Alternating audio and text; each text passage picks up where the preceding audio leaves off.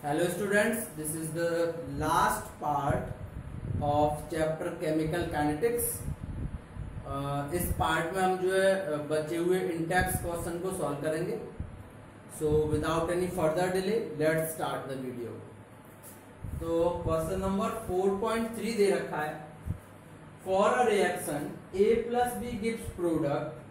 The rate law is given by R equal to K A की power 1/2 B की power 2. What is the order of the reaction? यानी कि एक हमें reaction दे रखी है A plus B gives product जिसका रेट लॉ आपको दे रखा है R equal to K A की पावर 1/2 और B की पावर 2 और उसका ऑर्डर पूछा जा रहा है. तो आपको पता है कि नॉर्मली जो ऑर्डर ऑफ द रिएक्शन होता है, ऑर्डर ऑफ रिएक्शन, वो जो ऊपर उन पे जो पावर दे रखी है उनका सम होता है. तो ये आप 1/2 + 2 से ऐड कर दोगे, ये आपका हो जाएगा 5/2 या फिर 2.5. तो ये 2.5 ऑर्डर की रिएक्शन है. तो ये आपका क्वेश्चन कंप्लीट. उसके बाद नेक्स्ट क्वेश्चन देखते हैं.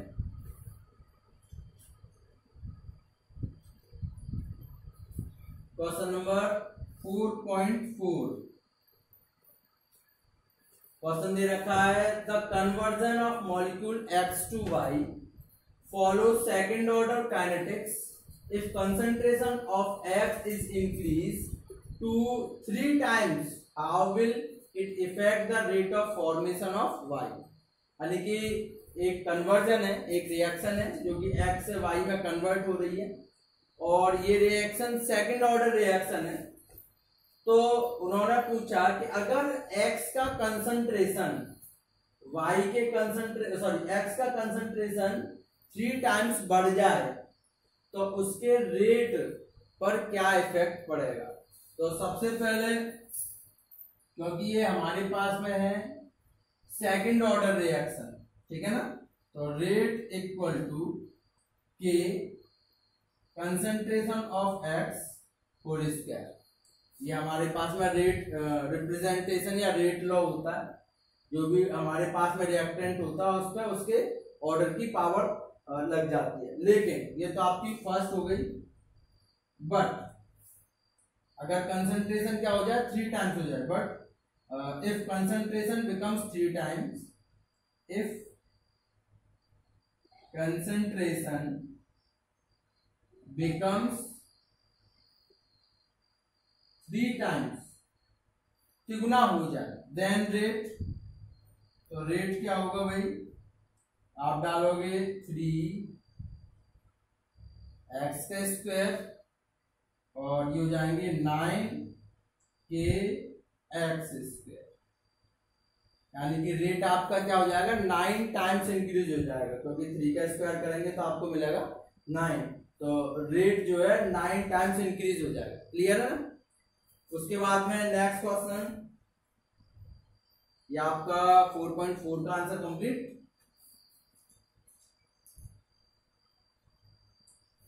यहां से मैं दोनों क्वेश्चन ड्रॉप कर रहा हूं.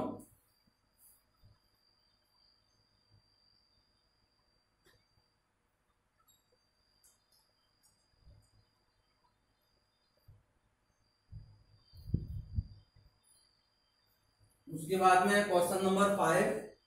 A first order reaction has a rate constant 1.15 into 10 की पावर -3 पर सेकेंड. तो रेट कांस्टेंट आपको दे रखा है, रेट कांस्टेंट के दे रखा है 1.15 into 10 की पावर -3 पर second. How long will 5 gram of this reactant take to reduce to 3 gram. यानी कि जो रिएक्टेंट है R0 वो आपका दे रखा है 5 ग्राम. ये कितना समय लेगा 3 ग्राम रिड्यूस होने में. तो टाइम वैल्यू पूछ रहे हैं कि कितना टाइम लेगा. तो फर्स्ट ऑर्डर रिएक्शन की हमने जो इक्वेशन दी थी वो थी आपकी P = 2.303 upon K log R naught upon R, यही इक्वेशन थी। तो यहां से आप वैल्यू डालोगे t इक्वल टू 2.303 अपॉन के की जगह पे 1.15 इंटू 10 की पावर -3 लॉग 5 अपॉन 3। तो लॉग में m upon n log m minus log n हो जाता है, इसे ऊपर पहुंचा देंगे, हो जाएगा 2.303 अपॉन 1.15 इंटू 10 की पावर 3। पॉइंट हटाओगे तो ये यहाँ पे जो है यहाँ से अगर आप पॉइंट हटाते हो तो यहाँ पे 230.3 का वैल्यू आएगी। ये हो जाएगा आपका लॉग 5 माइनस लॉग 3, ठीक। तो t की वैल्यू मिली 230.3 बटे 115 इंटू 10 की पावर 3। अब log 5 की वैल्यू हमने आपको लिखा रखी है 0.6990 माइनस log 3 की वैल्यू 0.4771। इसे आप सॉल्व कर लेंगे, सॉल्व करेंगे, जरा अभी सॉल्व करता हूं।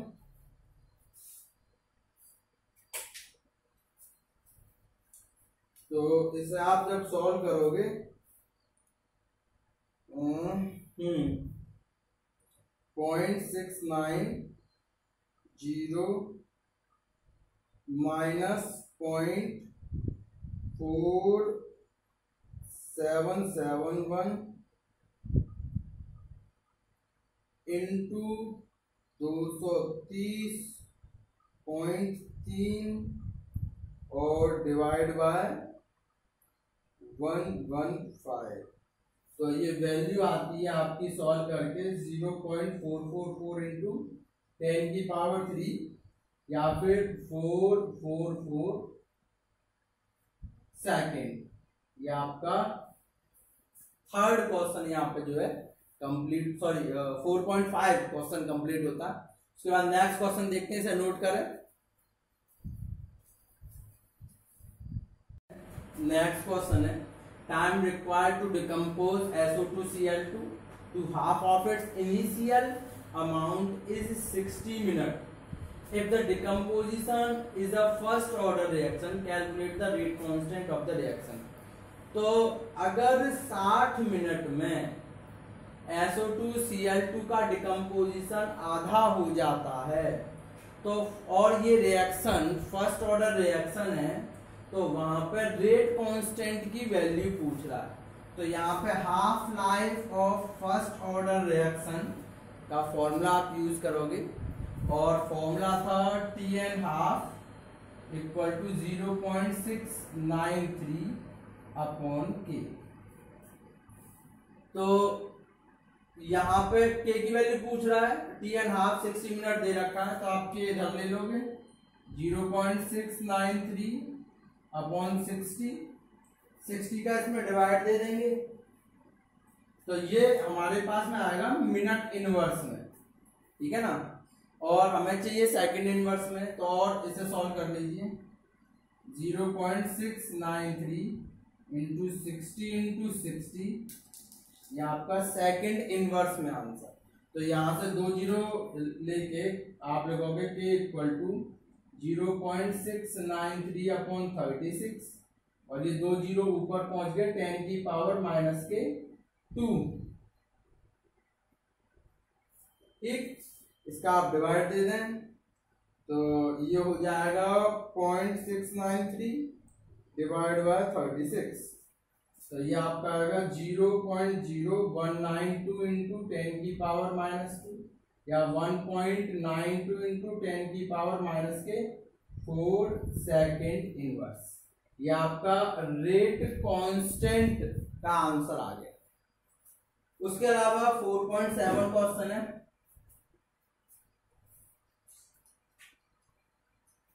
4.7 क्या, what will be the effect of temperature on rate constant, यानी कि रेट कांस्टेंट का टेम्परेचर पर क्या इफेक्ट पड़ता है। तो हमने बकायदा लिखा रखा है कि रेट कांस्टेंट डबल हो जाता है अगर किसी केमिकल रिएक्शन का टेम्परेचर 10 डिग्री केल्विन बढ़ा दिया जाए और इसकी एक टेम्परेचर के रेस्पेक्ट में आर्हीनियस इक्वेशन भी है। तो it is found that, answer आप डाल सकते हैं, it is found that rate constant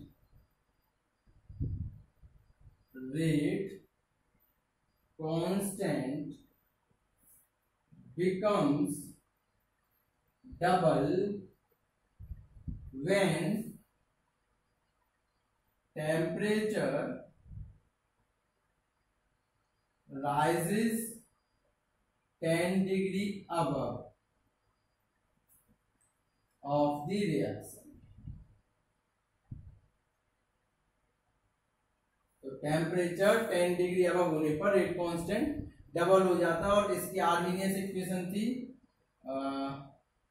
Arrhenius equation थी आपकी जो है K equal to A e की पावर माइनस के EA अपॉन RT। ये जो है रेट कांस्टेंट और टेम्परेचर के टर्म्स में आर्हीनियस इक्वेशन थी, जिसको हम आगे सॉल्व करके अलग अलग टेम्परेचर कांस्टेंट पर या रेट कांस्टेंट का वैल्यू निकाल सकते हैं। नोट करें इसे। उसके बाद में question number 4.8, the rate of chemical reaction doubled for an increase 10 Kelvin in absolute temperature from 298 Kelvin, calculate EA। यानी एक्टिवेशन एनर्जी पूछ रहा है और टेम्परेचर 10 केल्विन बढ़ाने पर रेट कांस्टेंट जो है डबल हो जाता है। तो हमारे पास में इसका फॉर्मूला जो था वो था log K2 upon K1 EA upon 2.303 और R log T2 minus T1 upon T1 T2, sorry log नहीं आता यहाँ पर, ये वैल्यू आती है T2 minus T1 upon T1 T2। ये मैंने आपको जो है फॉर्मूला करा रखा, डेरिवेशन है इसका जो है अच्छा खासा डेरिवेशन है, तो उसमें ये आपका जो है दे रखा है, ठीक है ना। अब यहाँ पर वैल्यू डालनी है आपको, केवल यहां से लॉग आपका दे रखा है कि जो केमिकल रिएक्शन है वो डबल हो जाती है, यानी कि रेट कांस्टेंट ट्वाइस हो जाता है अपने इनिशियल का। तो यहाँ आप डालोगे 2K अपॉन के, EA आपको निकालना है, ये 2.303, R की वैल्यू आपको याद रहनी चाहिए, वो होती है 8.314, ये R की वैल्यू है। उसके बाद T2, तो 298 में 10 जोड़ दोगे, तो आप 10 जोड़ोगे तो हो जाएगा वो 308, तो ये आपको हो जाएगा 308 माइनस 298 अपॉन 308 इंटू 298, ठीक।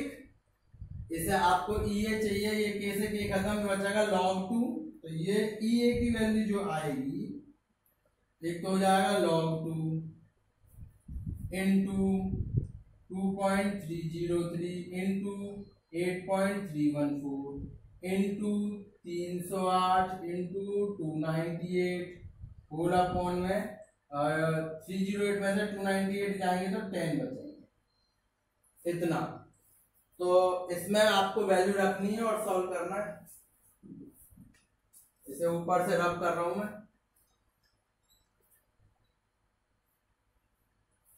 तो EA इक्वल टू log 2 की value 0.3010 into 2.303 into 8.314 into 308 into 298 upon में 10, ठीक है।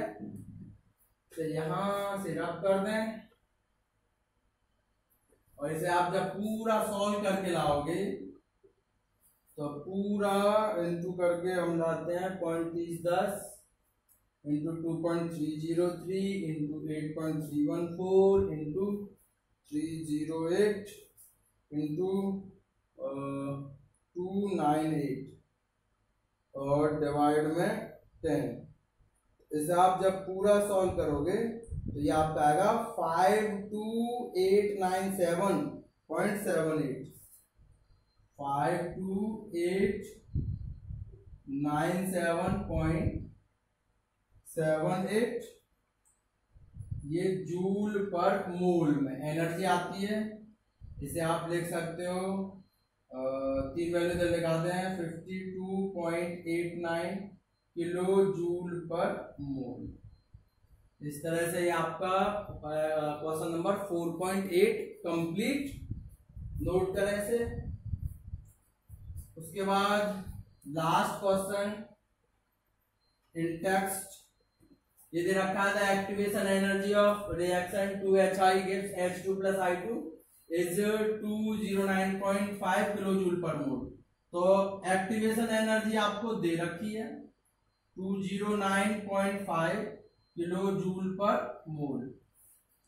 तो ऐसे किलो जूल पर मोल को आप इंटू 10⁻³ जूल पर मोल में कन्वर्ट करोगे। टेम्परेचर दे रखा है आपको 581 केल्विन।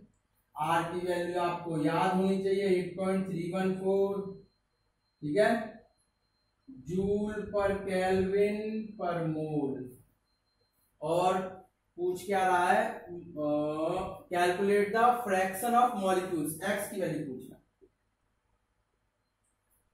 तो फॉर्मूला था x इक्वल टू e की पावर माइनस के EA/RT। अगर यहां से आप लॉग लेते हो तो ये हो जाएगा ln x माइनस के EA/RT, क्योंकि लॉग e होता है 1। तो ln x की जगह पे अगर इसे आप लिख सकते हो log x, तो माइनस EA/2.303 RT। तो यहां से log x equal to minus EA की वैल्यू कितनी है 209.5 इंटू 10⁻³ अपॉन 2.303 इंटू R की वैल्यू 8.314 इंटू T की वैल्यू T कितना दे रखा है 581। तो यहां से इसे आप सॉल्व करेंगे तो ये नेगेटिव में वैल्यू आएगी भैया। इसे सॉल्व करते हैं पूरा,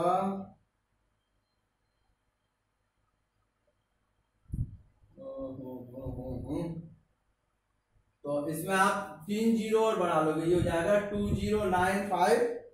तो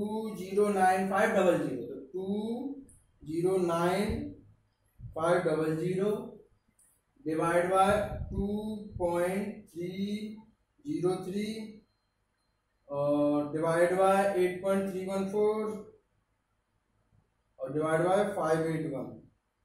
तो ये आपका आंसर आता है 18.8323, 18.8323, ठीक है। तो ये वैल्यू आपकी आई।